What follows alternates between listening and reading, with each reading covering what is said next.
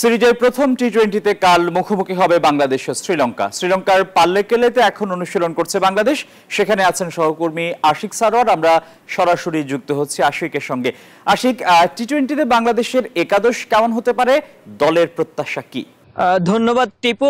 একাদশ আসলে বেশ একটা ঘোলাটে একটা পরিস্থিতি তৈরি হচ্ছে। একাদশটা আসলে কেমন হতে পারে, কারণ বাংলাদেশ দলের এই 5 নম্বর পজিশনে কে ব্যাটিং করবেন সেটা কিন্তু এখন পর্যন্ত নিশ্চিত নয়। এছাড়া আমরা যদি দেখি লাস্ট দুইটা সিরিজ ইউএই এবং পাকিস্তানের বিপক্ষে যেই সিরিজ ছিল সেখানটাতে ওপেনিং করেছিলেন পারভেজ হোসেন ইমন এবং তানজিদ হাসান তামিম। এই দুই ওপেনারই বাংলাদেশ দলের হয়ে ওপেনিং করতে যাচ্ছেন। 3 নম্বরে ব্যাটিং করবেন হয়তো ক্যাপ্টেন লিটন কুমার দাস, 4 নম্বরে তাওহিদ হৃদয় ব্যাটিং করতে পারেন এবং এরপর 5 নম্বর পজিশনটা আমি যদি একটু ফাঁকা রাখতে চাই, 6 হয়তো জাকির আলী অনেক খেলবেন। বাংলাদেশের শক্তিশালী থার্মিক স্টিল বার ফেমাস স্টিল লিমিটেড, 7 হয়তো শেখ মেহেদী খেলবেন, 8 রিশাদ হোসেন খেলবেন, এরপর 3 জন পেসার খেলবেন তাসকিন, তানজিম সাকিব এবং মুস্তাফিজুর রহমান। 5 নম্বরে বাংলাদেশ দল কাকে খেলাবে সেটি নিয়ে একটি বড় প্রশ্ন রয়েছে। মেহেদী হাসান মিরাজ, যিনি ওয়ানডে ফরম্যাটের ক্যাপ্টেন ছিলেন, তিনি সুযোগ পাবেন কিনা, কিংবা ওই 5 নম্বর জায়গাটাতে শামীম পাটোয়ারি তিনি খেলবেন কিনা, কারণ শামীম কিন্তু 6 কিংবা 7 খেলে থাকেন।